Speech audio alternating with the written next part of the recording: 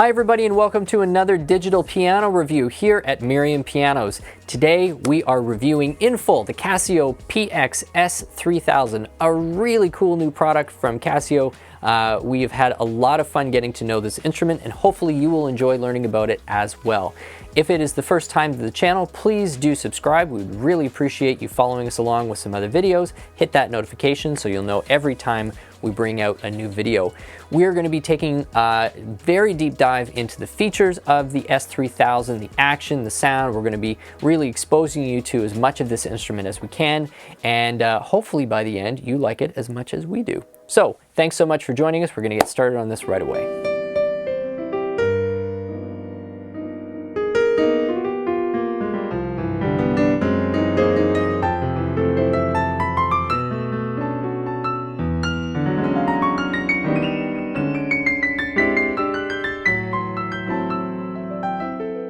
So here we are in front of the S3000, that's the PX-S3000. And it is the big brother to the S1000, an instrument that we already reviewed and generally had a pretty favorable impression of and a really good time checking out. And now we're in front of the 3000. We've done an unboxing video with this instrument where I had just a few minutes to get a sense of the piano and share that with you. Now we've spent quite a bit more time with the instrument and now have more thorough observations to share. And we're going to go through the same categories we usually do. We're going to talk about the sound, we're going to be talking about the action, and then some of the other functionality that it offers. So starting with the sound. This is the Air sound chip that is a proprietary Casio developed sound engine, tone engine.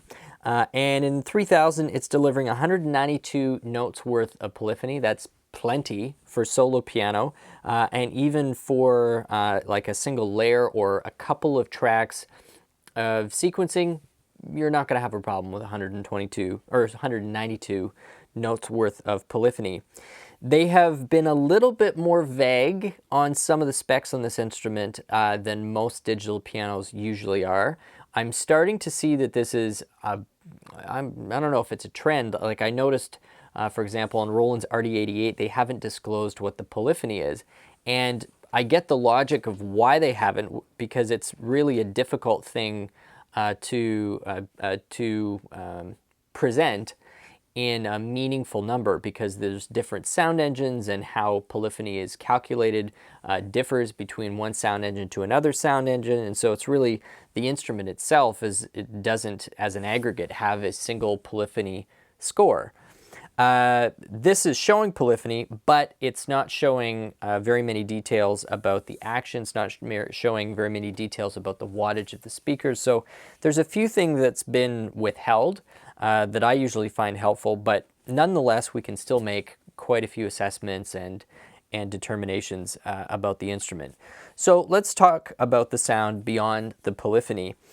Just like on the 1000, it has these different sound modes. The first sound mode being more of a reverb engine, and the second sound mode being quite a bit more signal processing. There's some compression happening, some loudness effects, some stereo spreading effects. And so there's three sound modes that you can play any one of these pieces, or not pieces, any one of the patches or the tones within. So if we take a look at the piano and go all the way back to Grand Concert Piano, there's going to be almost three versions of this instrument, even though it's not three versions, it's three different modes that you can play the same one in. In essence, you kind of get three different piano playing experiences. So here's Grand Piano Concert.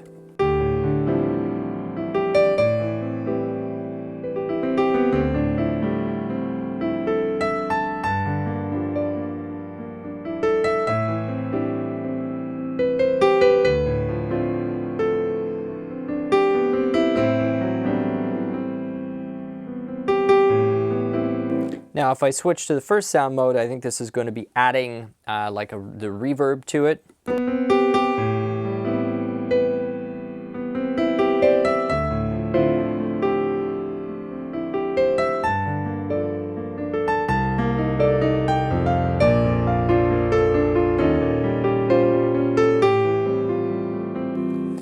if I press the sound mode again, it turns on this additional layer of signal processing, which makes it sound, honestly, I'm not sure exactly what the effect is at home on the YouTube video, but in person, it's like a vastly different, you know, acoustic experience that your ear's getting now.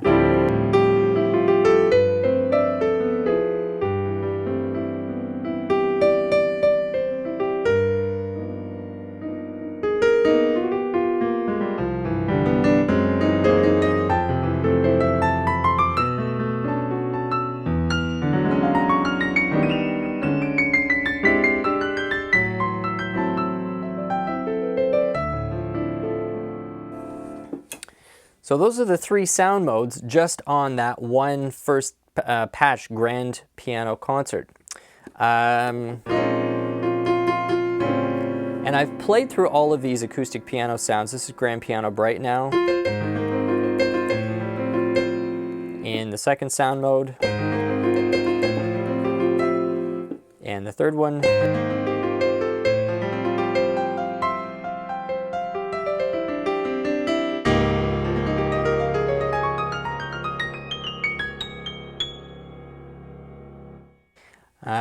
Grand piano mellow.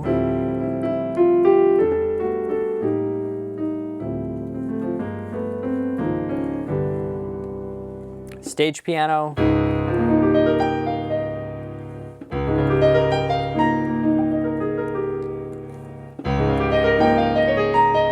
That was stage piano with nothing, then the first sound mode, second sound mode.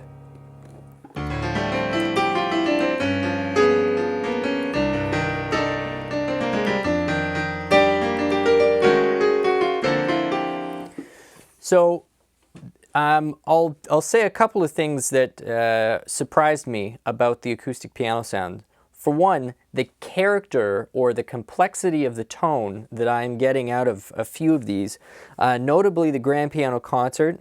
I really like stage piano. Those would probably be my 2 favorite. In a lot of ways, I like those samples better or as much, certainly as much, as the best samples that I'm getting out of a similarly priced Roland. Here's what I am also noticing though.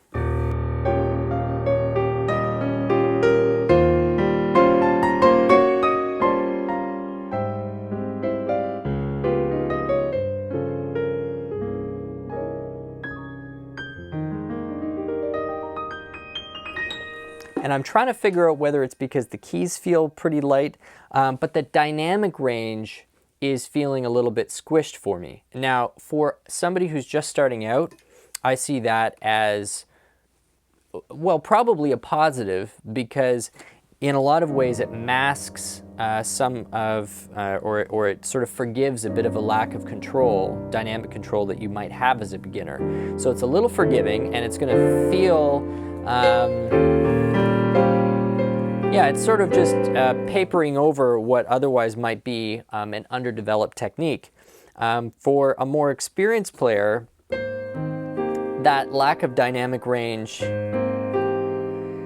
is, for solo playing or classical playing,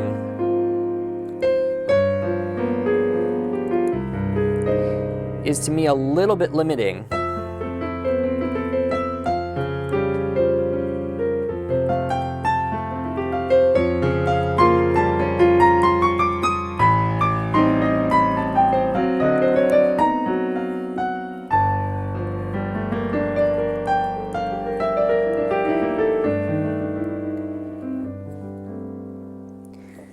You can get in there and edit some of the touch curves so that you could make it a little more sensitive if you wanted to. But I think this is probably a combination of several things. It could be that the sample itself doesn't have quite the same textural depth so that you could apply a wider dynamic curve to it and get those effect differences that for example, you get really nicely on the Roland or a Kawai. But I think it also could be that the key, which we are going to get to in the next section, feels quite light as well. So because this is feeling quite light, not really giving the physical pushback when I want to feel like I'm digging in and I'm giving a little more physicality to the key. It's not fighting back, and so that makes me feel like there's just not the same type of tactile feedback I'm looking for.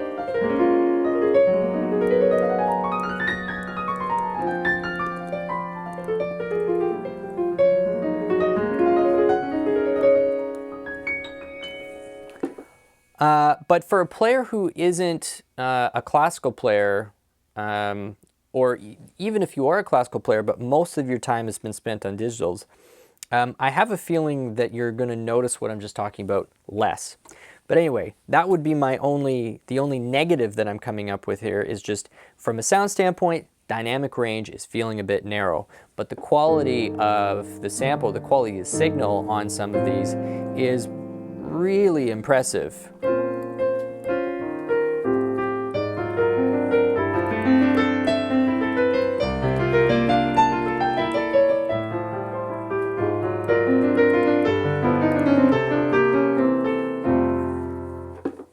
Anyway, let's take a look now at some E-pianos.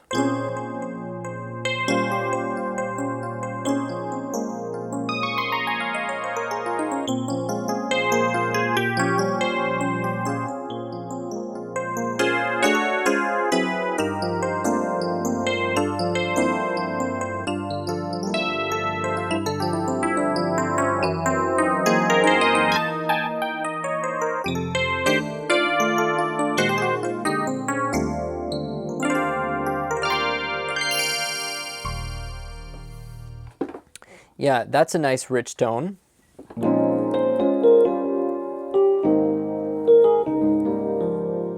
That's a dynamic EP. Kind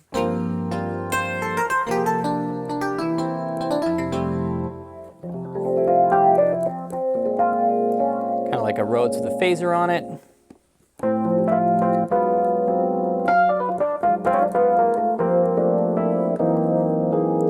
Wow. Yeah, and that trem is like super exaggerated. You're getting like a heavy left-right, so I'm sure you're hearing it on the video as well.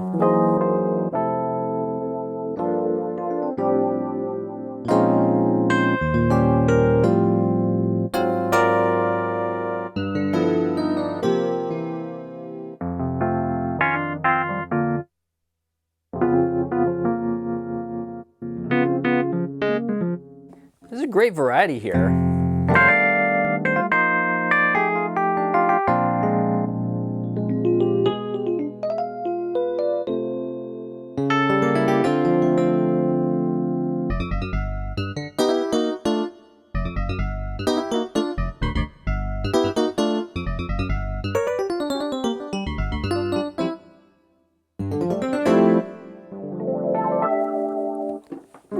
There's tons on here.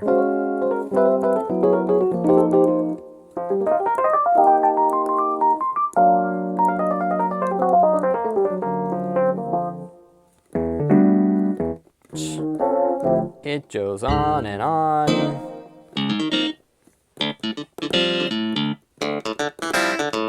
And your clouds. Yeah, there's like an obscene amount of really high quality E-piano stuff on there. Really nothing to complain about in that batch.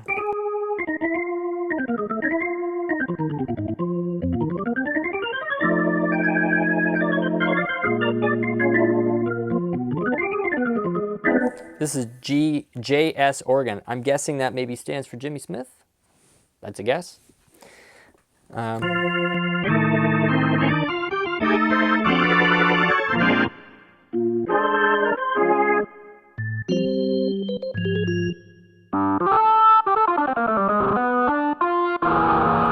DP, Deep Purple.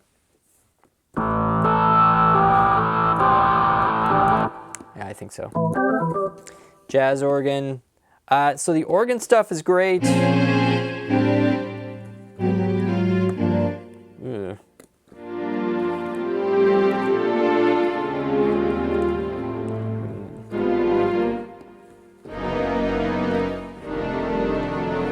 That's pretty decent as a string.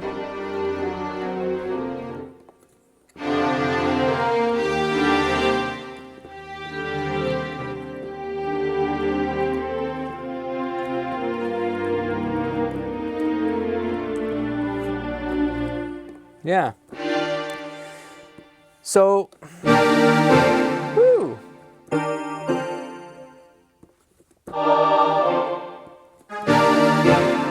Some of those pads have a pretty extreme volume difference on there.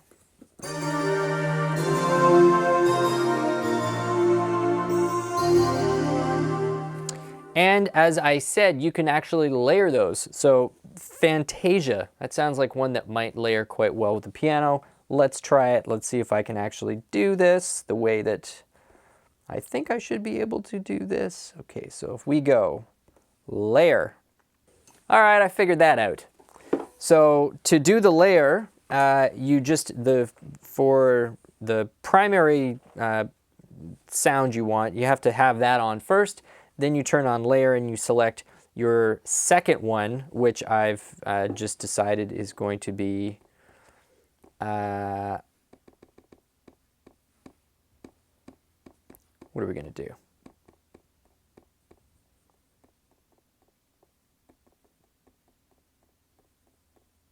Fantasia.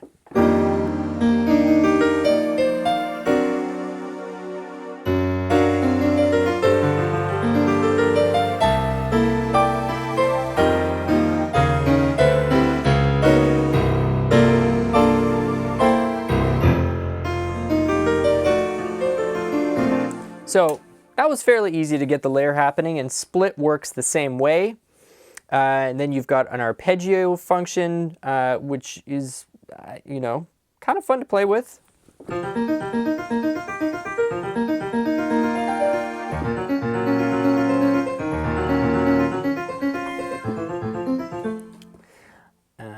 Which we will turn off. Okay.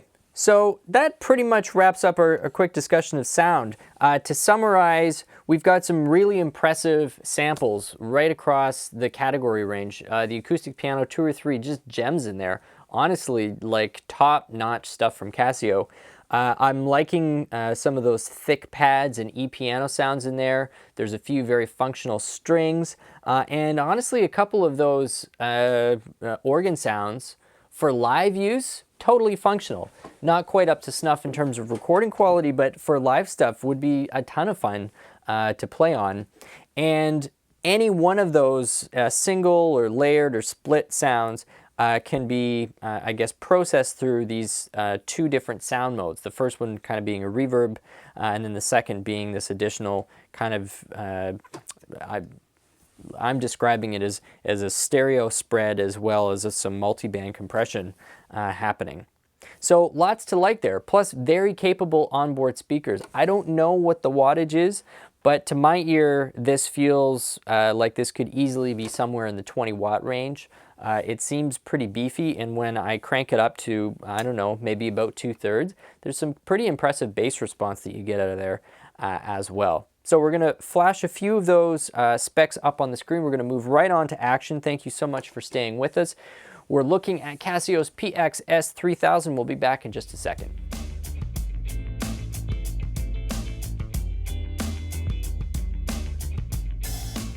The action on the PX-S3000 does not really have a name. This is, I think, an action that they developed more or less just for this series. It feels like it's a bit of a stripped-down version of what goes into the higher Privias, like the PX440 or the 770 or 470. Probably mixing up some of those models. But I've played on that action, and it's a little beefier. It's got a triple sensor, and with this one, it's feeling a bit lightweight. It definitely doesn't have any escapement on it, and I think it's got a dual sensor. Of course, you know, consider what you're getting for the price range, because that's had a lot to do with it. Its main competitor, the PSX1000 and 3000, goes right up against, say, the Yamaha P125, which also has a dual sensor, and their GHS action, which, to be honest, I actually think this is a kind of a nicer action to play on than the GHS in some ways. For one, we've got a texture on there, and I always prefer to have a bit of texture on a key than not. It's not sort of a snobby thing. It's not so you're like, oh yes, my key is emulates a real ivory key. There's nothing to do with the talking point. It's actually a very practical thing. When you're playing in humid weather, or when you're playing anything that's quite rhythmic, when you've got a solid plastic white key top, especially if there's no give to the key, you actually wind up, over the course of a 2 or 3 hour show, you'll start to pull back the pads of your finger a little bit as you keep jamming your finger into that key, and there's just no give either on the top or the key itself. You're not going to run into this with the Casio. If anything, this one goes a little bit too far the other way, and until your finger sort of warms up a little bit, or the key gets a little bit of your hand oil on it, it's almost a bit too slippery. But even just in the course of opening this up and playing this for a few hours, I've already gotten used to it, and it's already starting to grip exactly the way that I want it. So there's a nice thumbs up for the texture, definitely, and I'm liking the amount of give that it's got side to side. That's somebody suggested in one of our posts that we do a video on piano myths. Well, that's going to make the list, is that a key shouldn't have any bend from side to side. That is a myth. Keys actually are supposed to have a little bit of give from side to side, and as a result of that, a little bit of uneven key spacing on an action is not necessarily a sign of anything bad. Now, if it's really wonky, what that might mean is you've got too much lateral motion. But anyway, I'm getting a little bit derailed here.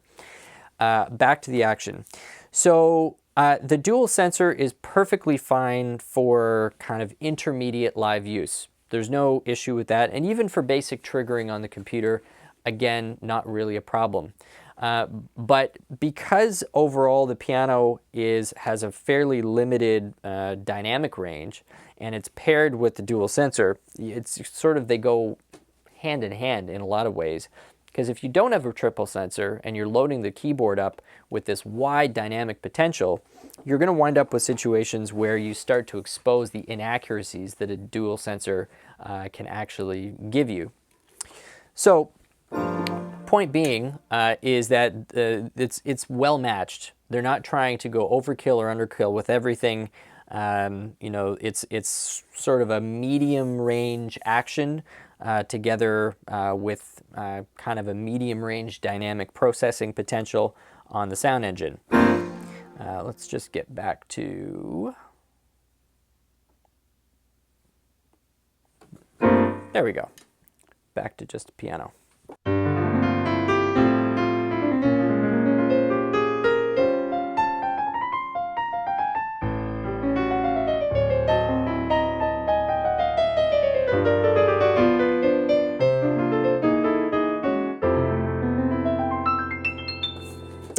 Just like the 1000, I do also feel like the black keys on the 3000 are lighter than the white keys.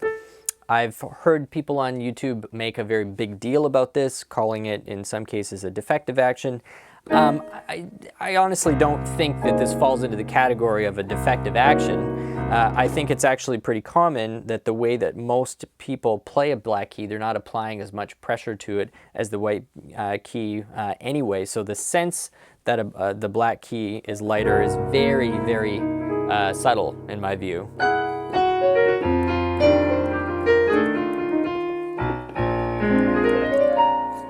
Yeah, I think the bigger issue is for people who are really used to acoustic pianos, it's got a shallower key depth, and because it's less sensitive, it's just going to feel like you're overplaying and you're actually stressing your hand because it's actually such a light action. It seems counterintuitive that a lighter action would actually make you feel like you were working harder, but in a lot of ways you do, because you're trying to dig in to get this extra dynamic output that's just not there.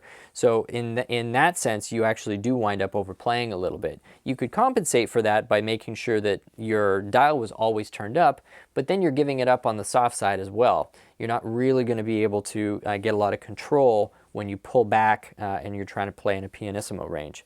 So, like I said in the unboxing video, this action I think is going to be very satisfying for people who are in the earlier stages of playing, for hobbyist players or for contemporary players, where having this, all these different layers of dynamic control just isn't that big a deal to you. This is going to be great, because there's a lot of other benefits that it delivers for the price range. That's all really I have to say about the Action. So we're going to jump back into our third segment, which is going to cover some of these other features like the rhythm, the accompaniment, the recording, and we'll be wrapping up the review. So thanks again for sticking with us so far. Here's a few specs on the Action. We'll be back in just a second.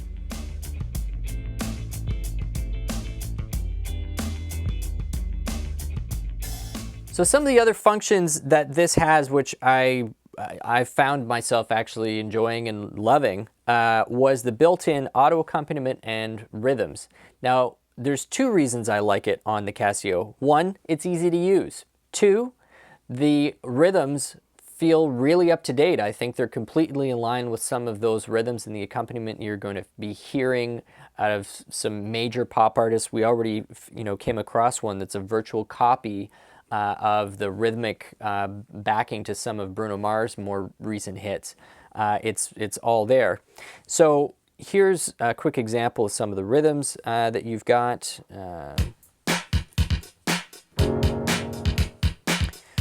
So you can have it in rhythm mode so that there's no bass, no guitar or anything, and you can just play it as a split or as a single tone.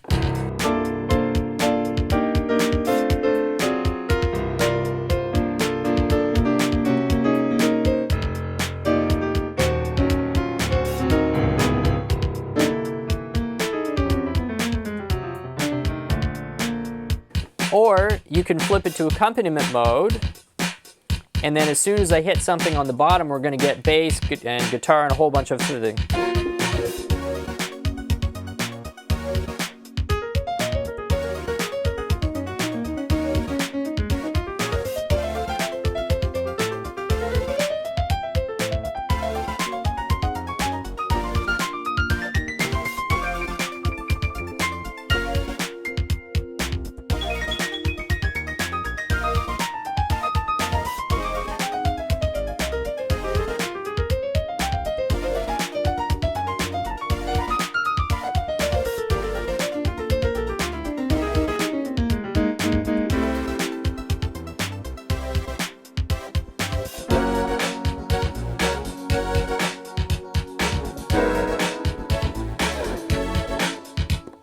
And so there's variations with fills in and back to normal with fill in, and you can synchronize the ending. It's actually a ton of fun. And you can select those rhythms just the same way as you're selecting those tunes. So that's E funk pop, R&B pop shuffle,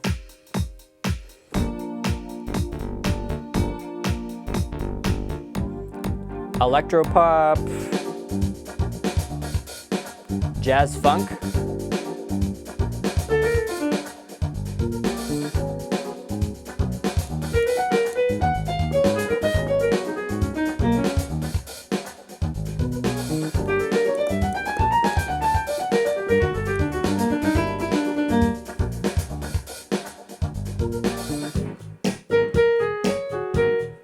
oh, that's just so obvious.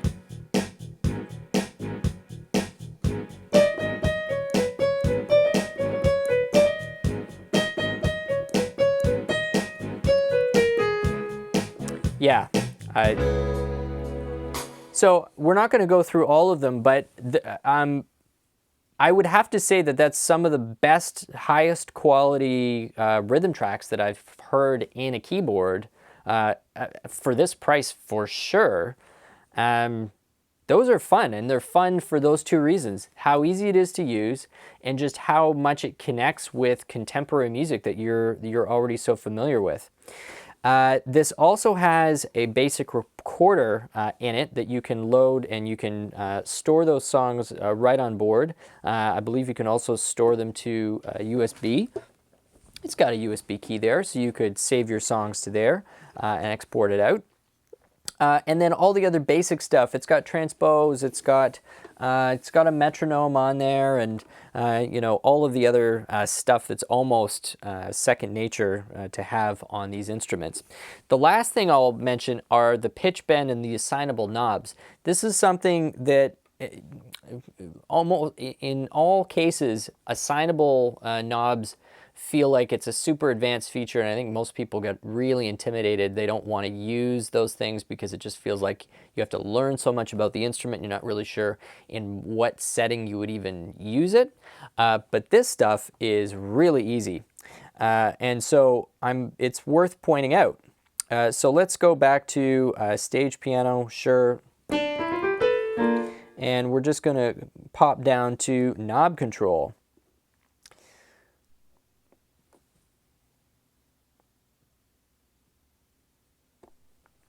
So let's go, and so this is now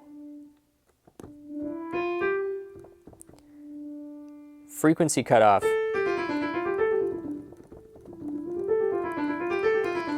So this could really be fun for something like this.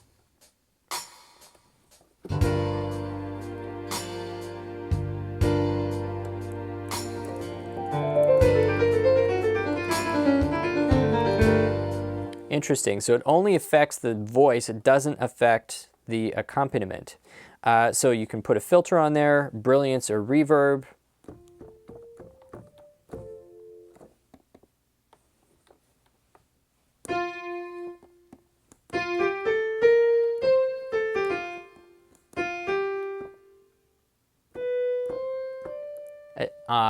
You know, your envelope control, your attack time, your vibrato, delay vibrato, layer, panning. You can assign the keyboard song volume or the accompaniment volume. So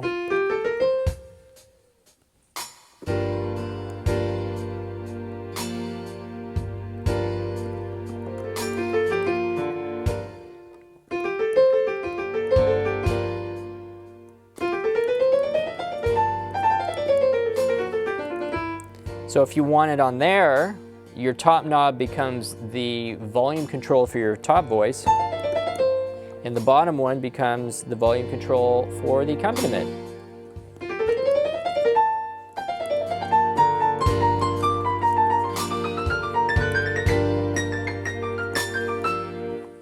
So they're remarkably versatile and easy to use, so you can set it up and save it. If you always want those knobs to control those two voices, then you just preset it so that is the control.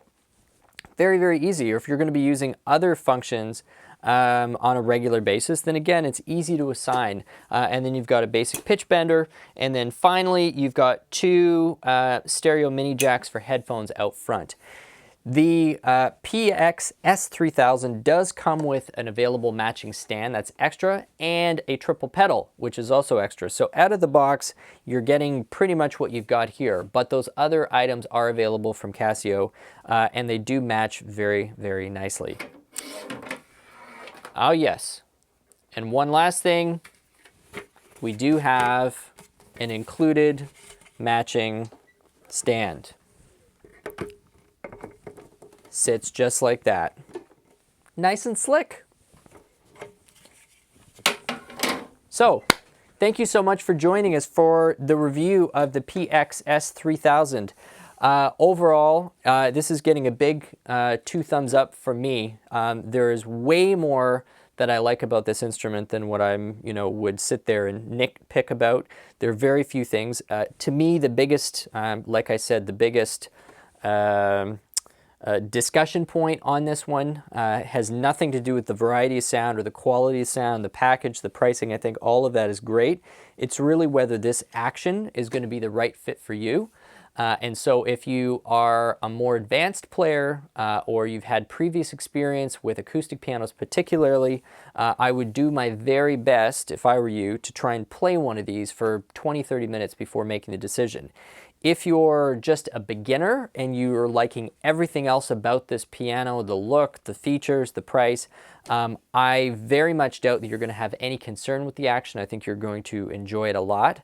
And just know that at some point, if you do trend towards kind of a more advanced level of playing, particularly if you're going to be doing some classical stuff, you may at some point feel like this action is holding you back. But let's remember, you know, this is an under $1,000 keyboard, so it's not trying to be something that it's not, or it's not, it's not, you know what I mean.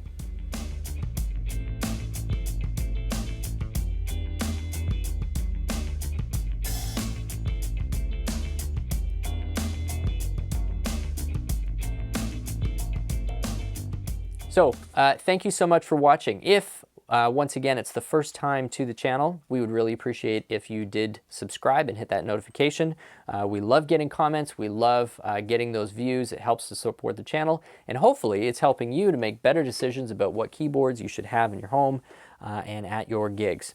Once again, my name is Stu Harrison. This has been the Merriam Pianos YouTube channel. We will see you back for more reviews shortly. Have yourself a great day.